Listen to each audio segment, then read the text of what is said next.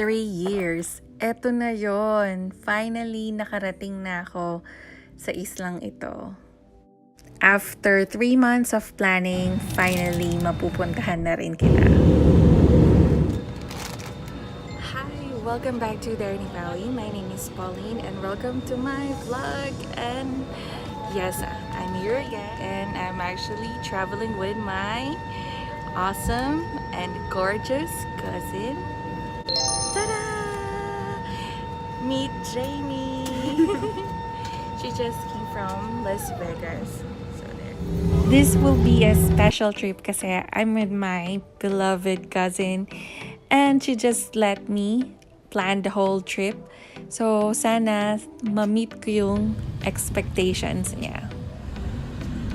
First day and we're hungry. Now we're off to Sharine's Canteen. Siyempre sa sobrang aga ng flight namin, hindi pa kami nakakain. So ayun, paglapag namin, kain agad. Sharine's fancy house. Sorry we were not able to film the food, but here's what is left. But it's really good. And meron siyang ganito. Nakalimutan ko rin na ng tawag dito. Anong klaseng vlog to? Hindi ko alam. Basta ito. This fruit makes the soups a little sour. And here's the fun part. So as expected, dalawa lang kami. We made sure na we maximize the public transportation. At the same time, nakikita namin yung view. So lahat po sasakyan po namin kanina. Van, jeepney, now bus. Later, tricycle. Welcome to Burgos! Never-ending lakaran! Ride number 2. After nung 3. Jeepney, tas bus, ngayon tricycle.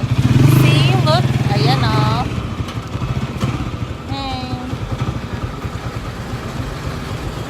Papunta na po tayo sa port. So, hindi pa po nagtatapos dito ang biyahe. Nasa bangka naman po tayo ngayon. So, we're going to the island, which is called Lakawon, and it's private. And here are the other passengers. After 3 hours of traveling, ganda ka pa? Finally, we made it after 15 minutes boat transfer and we're here in floating bar or the floating restaurant. Honestly speaking, I expected too much. That's why I dragged my cousin to join me in this crazy trip. And that's it. This is the place. I don't want to sound negative, but syempre maulan, you can't control it. And maybe yung mga photos and videos na na-post, medyo nung bago pa itong floating bar. But nevertheless, nag-enjoy kami ng cousin ko. Doon sa food and maybe doon sa experience kasi sobrang ganda ng sunset dito. Ano pa bang magandang gawin? Tumambay, kumain, siesta, mag-chill, repeat lang.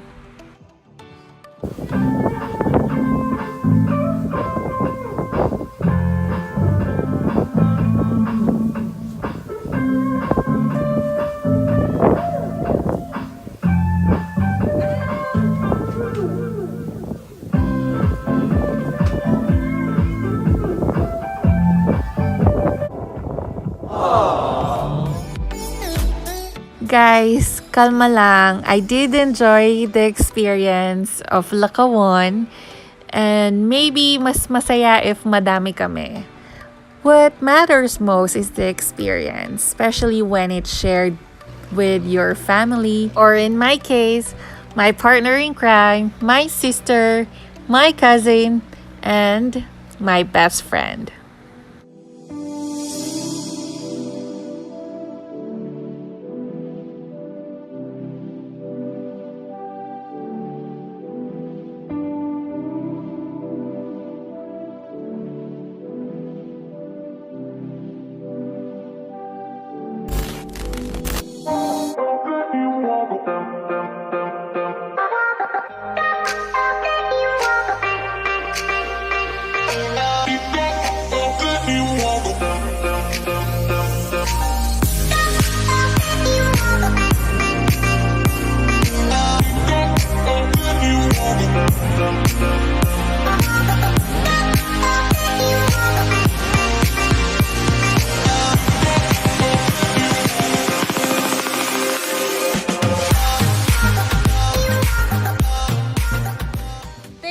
Lakawon!